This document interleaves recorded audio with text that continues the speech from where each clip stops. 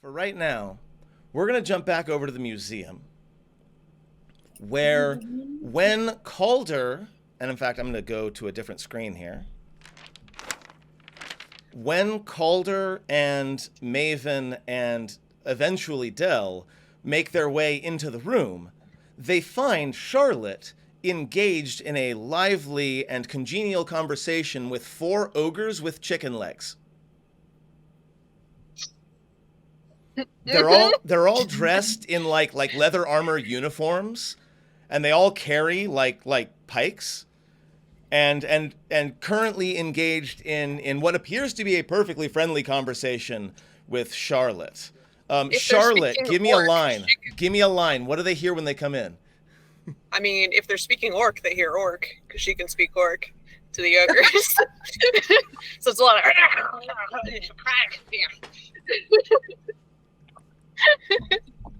That's good. So And then good. they all They were, laugh. they were probably just taken aback by by the blind Hume that abruptly speaks their language. And then everyone else comes in, and again, there are these four ogres. They look like guards, and again, like think Big Bird feet. Yeah, is basically what is what I'm laying down here. It's just Big Bird. And the sound is those chicken squeakers in my head. I thought it was like 7 feet.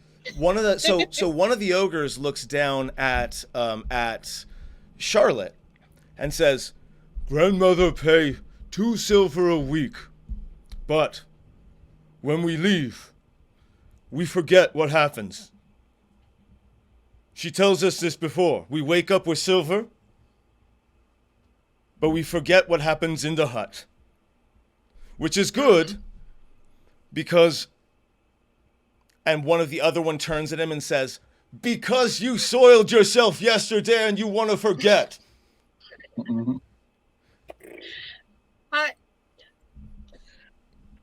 May I suggest, if you do have anything that you do want to remember when you leave the hut, you could always just write it on your arm. Right. Do you read? Do any of you read? He puts up 7 fingers. Once again, my wonderful new friends, I cannot see. If you are gesturing something, I do not know what it is. The ogre, unbeknownst to you, picks his nose. Yep. And then when they come through the portal, she's like, "Oh," she gets the connection with Swoops again. "New friends, meet my other friends," and she switches to common and introduces them. The one that seems to be in charge, the one with the fanciest helmet, puts a hand on his chest and says, "Brunt." This is Calder. And Maven and my little Swoops, as he flies from Calder's hair over to her again. He looks at all of you, and the other 3 are kind of shuffling their feet. Dell is, I'm guessing, having a short conversation with His Highness. I was just asking our new friends here if they would be able to help us get to the up door, so we can go back and maybe get through to the armory. Oh, I'm not. I can get us there. Gotta do patrol. Okay. Well, we appreciate it nonetheless. Yes. Such pleasant people everywhere. Except when they're raging at us. And Brunt leans down, like, for an ogre, leans far down and looks at everybody and says, "Keep nose clean."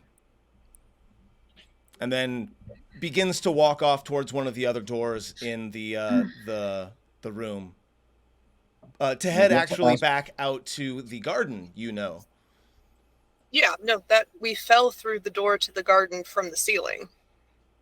Oh, that's right. They would have to levitate. No, No. We fell into they'll exit through one of the other doors. That's what I'm saying. We're in the museum right now. That's right. That's right. So the museum had 3 doors, right? The ceiling. I don't have the map up right now. The ceiling, the tree, and the one other door coming out. So they'll take that door instead, and unless somebody stops them, they'll exit. Yeah, I wish them on their merry way, and remind them to check in with King Beard. He really needed to talk to them. And you are left in an empty museum with nobody around. The curator is nowhere to be found. What do you do? So where do we want to set up camp? I believe our options are the entrance or the light room, because as obnoxious as the light would be, we know it's safe. I can also make the light room dark. Like if y'all need that to sleep. The light room is right before the armory. It's closer. Yeah, I think. I mean, So as Belle gets here, apparently through the armory we might be able to get to the kitchen, or we could go back to the oven room and then go up to the kitchen. So do me a favor, Rob, and just clear out all of my damage, because I forgot I'm wearing the periaptive wound closure and all that shit. Should have just. So as and this is important, because we've got some perceptive characters here. Your wounds begin to close on their own as you are making your way back to where, or as you're sitting and waiting. Yeah. Like, your wounds straight up close on their own. And I'm going to let anybody who wants to notice that. Oh. She's Charlotte, a troll. I think, while they are waiting, is going to gently touch Calder's arm and say, I don't think it's going to end well if we poke at every mystery in here. I agree. I didn't poke the mystery. I mentioned that he was a king. While fixing his armor and talking of a past life.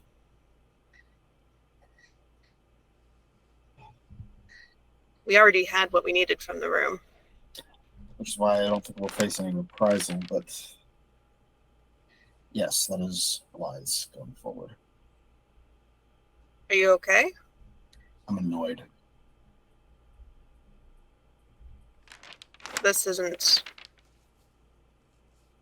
a happy place. And kindness might not always be rewarded here. He is a king, which means that he was at least on some level a bastard. Dell will walk in at this point, hear that, and go, was a king. Was a king. Are we ready to go? I mean, if you've got the trick to get us up to the ceiling. Calder will pull out the extendo staff and will extend it up to open the door. Yep. Are we going to rest here, or? I believe the plan was we were going to go back through the vine room and back to the light room. Yes. You could also rest in the crypt. Yes. Can we? There was an effect on the whole area that didn't seem conducive to the living. The gargoyles radiated a lot of very unpleasant necromantic energy. I think I'm okay with only resting in a graveyard when it's time for me to rest in a graveyard. Let's move on. Calder will cast telekinesis. You know, we never saw the outside, so I'm not sure if it was a graveyard or a cemetery. It had graves. Well, yes, both a graveyard and a cemetery do, but a graveyard is attached to another building, usually a place of worship. A cemetery can stand on its own. There were doors from that room, so there might be a chapel, but I feel like there wouldn't be. She looks at the pole, sighs, pulls out a potion of climbing, and goes. I said, Maven. Calder will just hold out his palm and will lift Maven telekinetically. Don't waste the magic, but he'll gesture up towards the hole to cast Maven up toward it. Don't waste the magic, he says, as he's using telekinesis just to prove a point. Oh man, Love it. I've already used this magic; it's there. So doesn't know that. Love it. So yeah, one for her. Next up, Dell. Next up, Charlotte. Charlotte, while you're lifting this, Charlotte gets her broom out and goes up. Calder just goes, we'll take out his own broom and float his way up like he was always planning to. Dell would actually just climb. Just fucking muscle it. So Yeah. where is it that you are aiming to go ultimately? Back to the light room. Light room. Okay. I'm going to say, for the purposes of this session, you're able to get back to the light room without any further interactions. It is like the ambient light in the various rooms is very dim right now. Like, it does seem like, now that you think about it, the hut does seem to have like a day-night cycle. And it's definitely very late right now. So you're able to we've been make at your this way for a through. few hours, and it was evening when we arrived. The garden has no sense of motion. Like, you make your way all the way through without any of the Vegapygmies approaching you or even being visible by you. And you're able to make your way back into the light room pretty easily. What's the next plan? Camp. Yeah, I think it's time for a long rest. Okay. That seems reasonable to me. I know that I we think- wanted to do some long rest role play chats and such. Yeah, so we know this is an epicenter of, like, there's 4 doors in here, but this room itself didn't do any damage to us, and we know the secret of the trap. So yeah, this seems like the safest place to rest. So yeah, Charlotte will, I guess we'll go in a corner to be only behind one statue, and then like if we have tents and sleeping bags, we just throw a tent up in the corner. I don't know how you're going to drive spikes into a concrete ground, not concrete, but like a solid ground. But yeah, you've got tents. Oh, can I pull out my modern day American pop-up sleeping like? Sir, I will use my immovable rod, sir. Yes. Yeah, to hang the tent from. Yes, you end up with like the inflatable, like battery powered, like comes all the way up all on its own. Some sort of sorcery, obviously. After that's up, I'm gonna start laying an alarm around it. I'd let Charlotte know what I was doing because wizards. Mm-hmm. Oh, okay. All right. I mean, I could do that too. All right. This was more of a if you wanted to also do it. Oh yeah. I'll start from the other side and just work their way around. Ritually casting alarm. Yep. Yeah. I'm spending a spell slot on it because I don't have ritual casting. I don't have it prepped, but I'm a wizard. So as long as it's a ritual, I can still cast it. You're about to sleep anyway. Exactly. Yeah. Anything else? Well, I mean, before anything, like, because I'm assuming we're going to be finishing up sesh soon.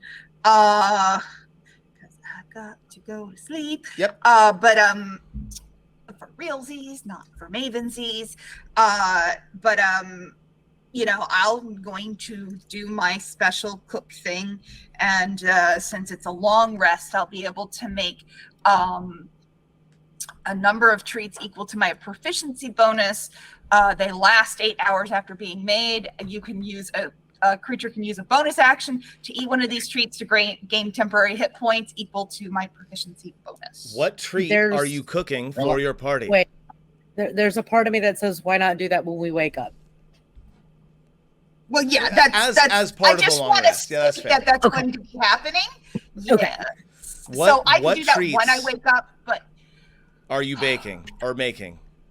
what treats am I making? I play a in chef this- character in a game that M runs, and describing the food is one of my favorite things to do. Jen has also played a chef character in a game that I've run. Yes, I have. In this case, because these kind of treats are best when they're wow, I screwed that one up.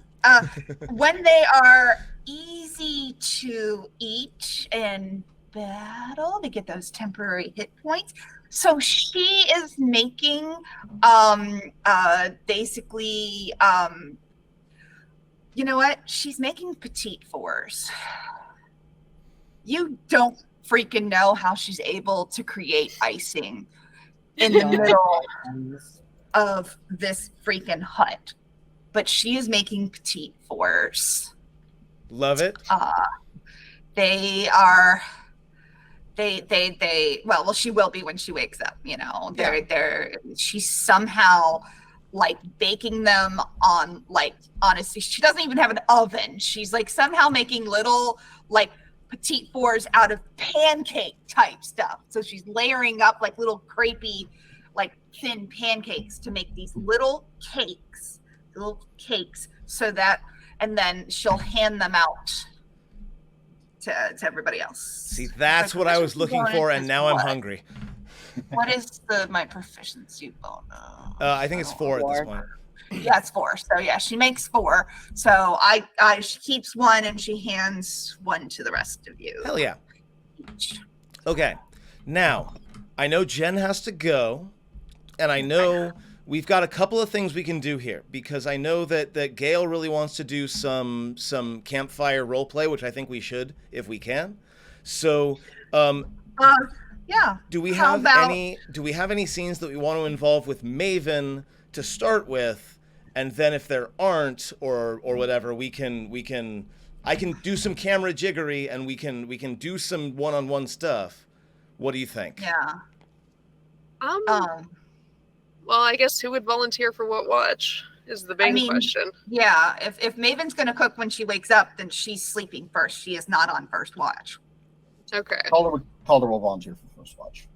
I think Charlotte will also, as soon as she finishes the alarm, be like, yeah, I can. I've got a book to figure out anyway, so I think I'm going to stay up a little bit so I can help with first watch. And I think she, like, once Dell and Maven settle in and settle down, and Swoops takes up a perch on the ceiling of the room a bit further out to do a better watch. Charlotte will sit down next to Calder and say, you know, when I try to decipher spell scrolls and spell books, I usually summon an unseen servant and have them transcribe what's on the pages into wax for me. Would you like to help me with that instead? Certainly. Yeah, she gets out her tray of wax. With prestidigitation, she can make the wax warm and malleable and smooth it out, and then make it colder so it'll hold the shape when you press the writing tool in it. And she'll pass that to you, and with Calder's help, we'll start deciphering what spells are in the book that they got from Alvin. Just translating, transcribing.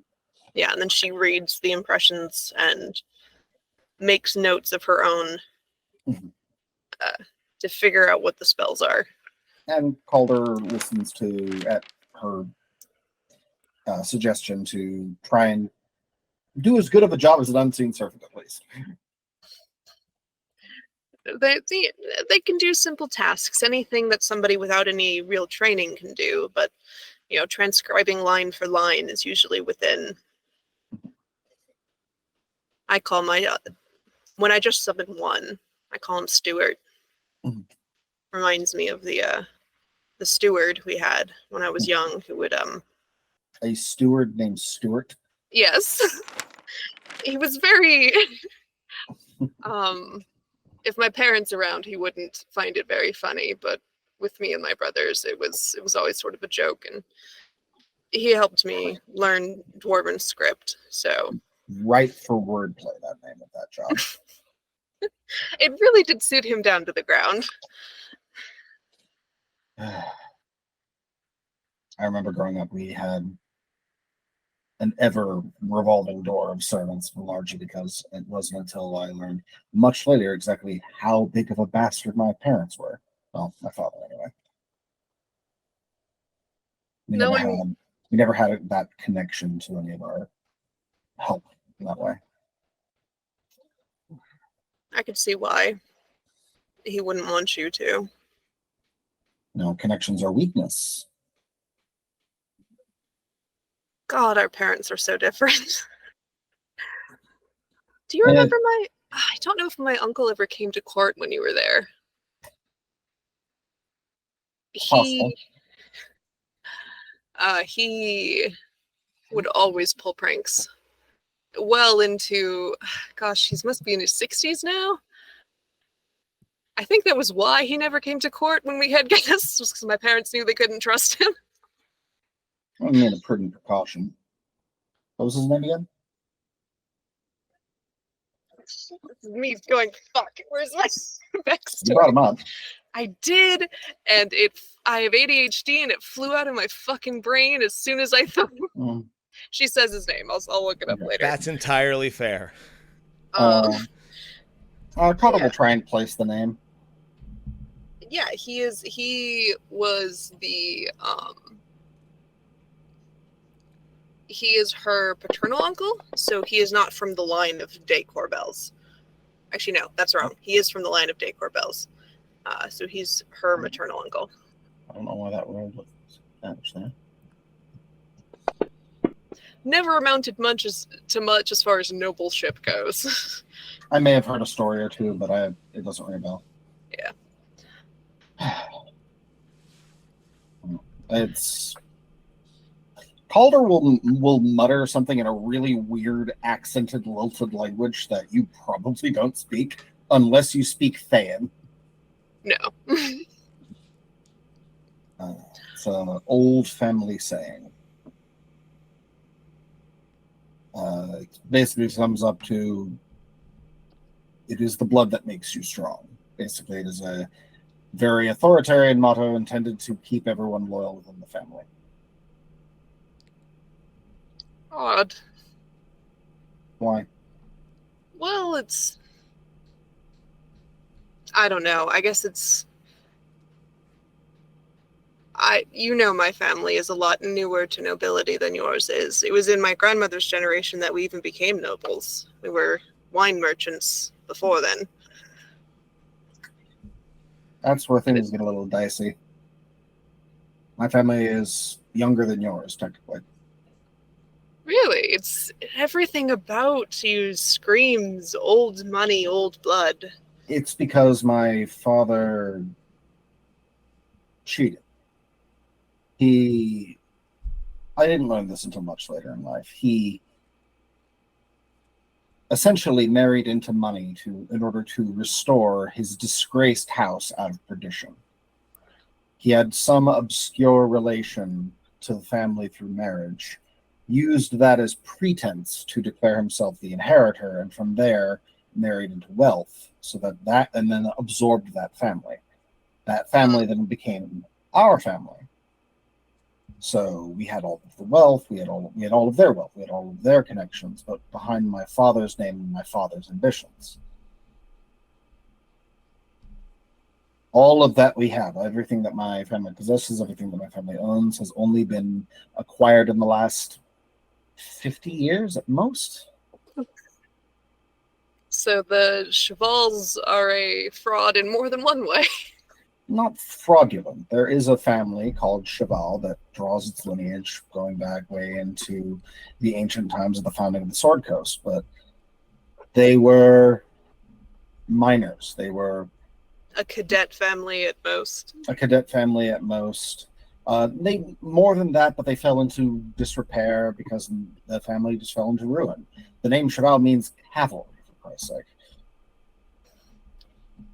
Poor Belle is a container of wine. Exactly. So it's not a storied family, but it sounds old. It has the iconography of the old. It's able to play it fake. But my father is. Do you think it'll hold past your father's generation? That is the question. The question of my father's succession is a very oft debated topic in our house. Because my father, despite his years, despite the fact that he has 7 children, official anyway.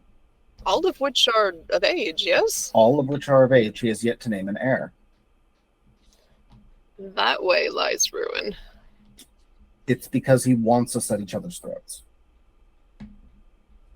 As I said, that way lies ruin. Yes, yes, it does.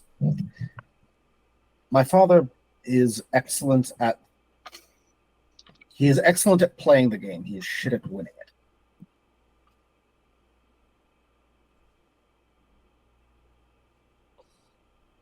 Do you want? He wants me to. Do you want to be the heir No. of a house of cards, as it was? I could. The irritating part of all of this is that I know I could. I see things the way he does. I understand things the way he does. We all got different parts of our parents, and I may have inherited a lot of my mother's power, but I got his mind. I understand politics. I understand people. And I have learned the greatest secret of all nobility. Mm-hmm. It's all made up, Of course it is. which means that you can make it mean whatever you want, whenever you want to. People pretend that nobility have very specific meanings and have codices and ideas and traditions and power, and those rituals give it might because they say it does, ergo it does. I see that for what it is, and that means that I, like my father, could tear it all down. I could build it all up, and I could press it, and I could definitely lead my family into the next generation. I just have no earthly desire to, because I can't bring myself to care. So are you to be like my Uncle Neil? A bit of a pariah on the outside of things, not caring about succession. Oh no, that's Dell's job. Dell's the pariah. Ah, I'm the prodigal child. I'm the prodigal son. yes, but a prodigal son returns. Yes. Are you but going to go back? What is so often forgotten about the story of the prodigal son is that the prodigal son returns in disgrace. That's where that story comes from. It's about the story of the great promising child that went forth and was supposed to go forth in great deeds, and he fails, so he comes back in disgrace. Yeah, but you haven't failed yet. Are you Why, I haven't- anticipating the full moon going a different way? Well, if the full moon goes a different way, if the full moon goes to hell and the world is destroyed and ended, then my succession won't matter. No, not really. However, as I have a driving need to kill the son of a bitch, I have a feeling I'm going to make it matter.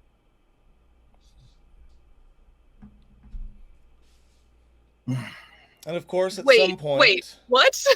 You're going to kill your father? Yes. And When he'll deserve- was this decided? What? The moment I received intelligence and a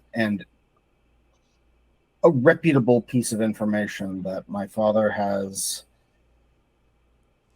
he is guilty of killing his previous wife, the wife before Anton's mother, Dell's mother. He killed her and sacrificed her to infernal powers. What infernal powers? Glesa. And like swoops, like comes back over, like lands on Calder's shoulder, like ears perked up a little bit. Glesa, like, one of the princesses of hell, right? One of the archdukes, Yes. leader of the fourth level, I believe, and the daughter of Asmodeus himself. And in exchange for this, she gave him all of the power he wanted, ensured that he gave him the secrets to achieve all of the wealth he wanted, and all she wanted in return was one simple, trifling thing that he wouldn't care about. Besides the murder of his wife. Yes. The sacrifice of his wife was to get the audience. So what did he pay? He sired a child with her. Ah. And how do you know all of this now? Because I had a nice long talk with my mother that was long overdue.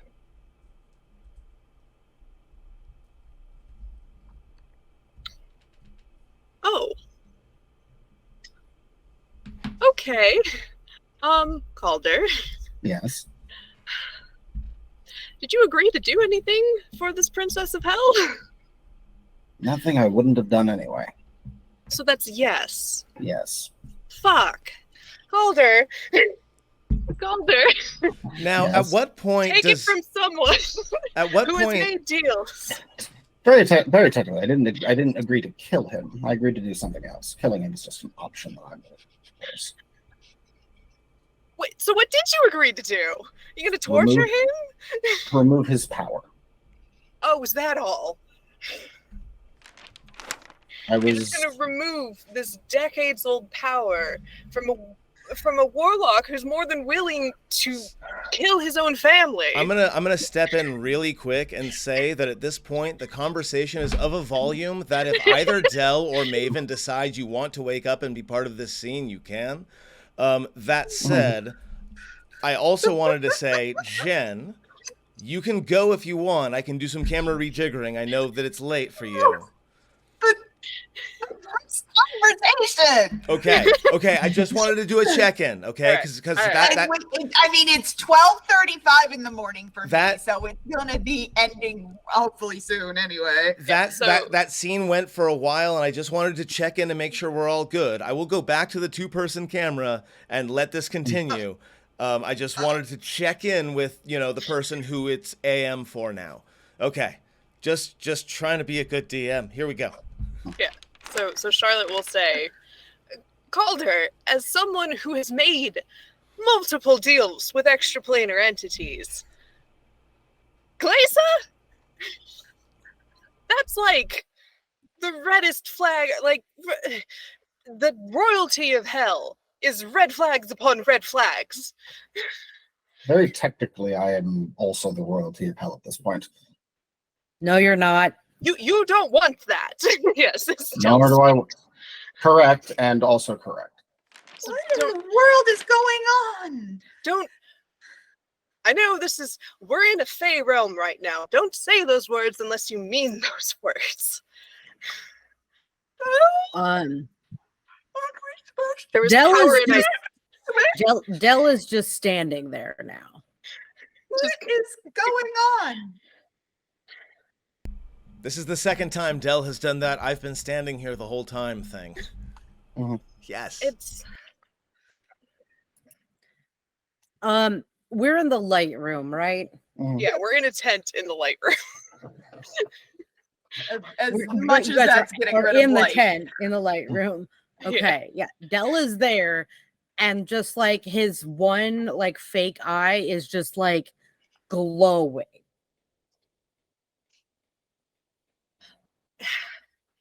I took courses in demonology and contract law. Like, did you sign anything? Was there paperwork? I signed nothing. That could be worse. It can also be better. It means No, that it's worse. it means that it's up to my interpretation. No, it doesn't. It can or it could not. Gosh, how are you so similar to lore and yet it's so different? My gods. Perhaps I should the only thing I'm start go- some breakfast. The only thing I am going to do is kill the man who ruined my life. What? Yikes. and Hey, he will eggs deserve. don't I look- promise they're not that weird puppets eggs. There is another force in the balance that I am doing this for, because nothing short of my father's death will stop it.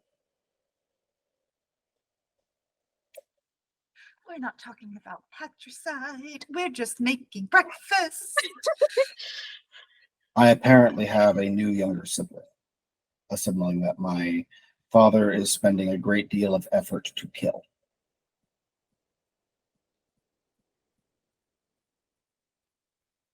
Well, that's a lot. What are you doing here then? Why are you wasting time in fucking Baba Yaga's castle when you've got all this shit to go, like, another sibling to track down? What, Calder? What the fuck? This was not my. The trouble is that I can't go where I want to go without backup. I can't achieve that backup with this hanging over our heads.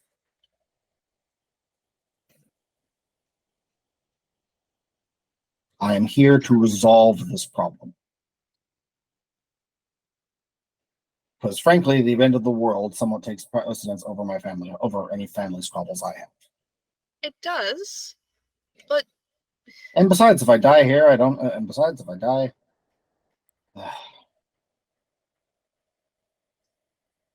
well, it just means that father was right about me. No one is dying on my watch. yes, Maven. Yes, Maven. Thank you for telling me about this. This is definitely something that being aware of will help. And it's, oh, gods.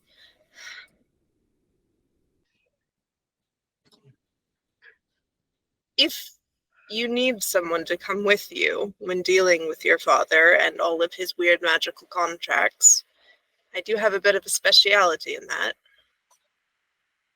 That'd be helpful. There's also one more factor of something I would like to engage. One more party I would want to involve, but that would be complicated. Well, we're in Baba Yaga's hut, so be complicated. I want to drag my brother Anton back into the fold. The one who's currently missing Oh no, and the one or turned that coat towards Belak's forces. yes, the one that Dream lied to us about and sent us to and told us was in joined Belak's services. I do believe he is serving the other side, but I do not believe he is doing so of his own volition. We've seen these things mind control entities before. Anton is too. He is a self-aggrandizing, pompous ass, but he likes the nice things in society. He would not willingly enter that environment. I believe you on that. From the little I've interacted with him and heard of him, that makes sense. Everything I know of him tells me that if he did turn traitor, he would do so in a way that left him on top, not to serve another. So I don't want my brother to be the mind-controlled, plant-infested thrall of the druid that wants to end the world.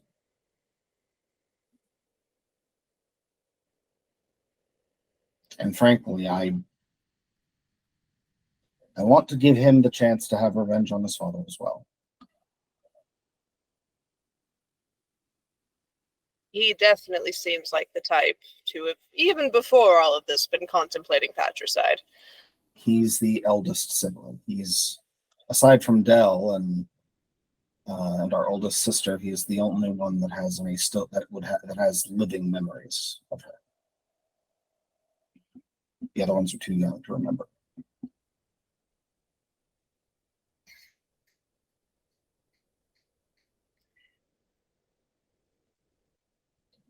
How odd that the end of the world is getting in the way of your to-do list. It's rather rude and inconvenient. You know, I think I'm going to turn in a little early. Maven, I'll have a... What, egg pies? What are you making? She just kind of stands up a little, clasps Calder's shoulder, and then heads into the tent. Calder will just lean back and look up at Del. Something special.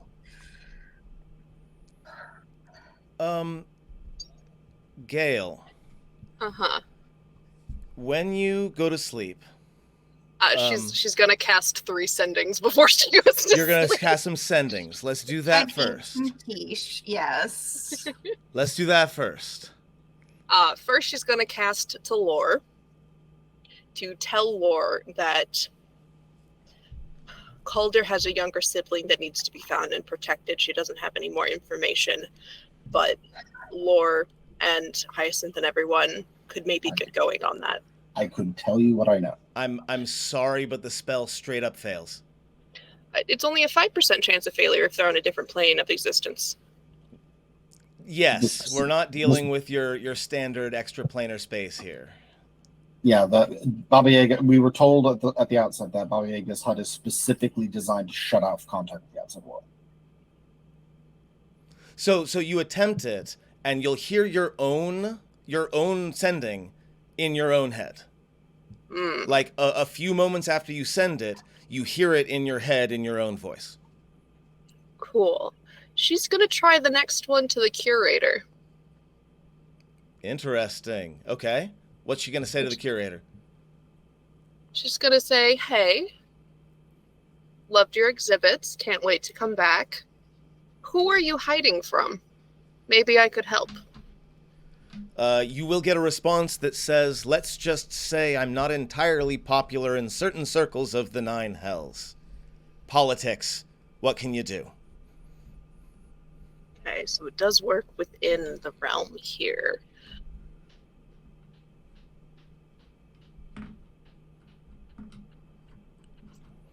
And I think that's a great place, a nice natural pause for folks to be able to consider between now and next time, because it is very late. We did start late, unfortunately, but that was a very full session overall. Yes, that was a very dense, very full session. So we should definitely move on very quickly to the post-game show so that Jen can plug her pluggables and then go the hell to sleep.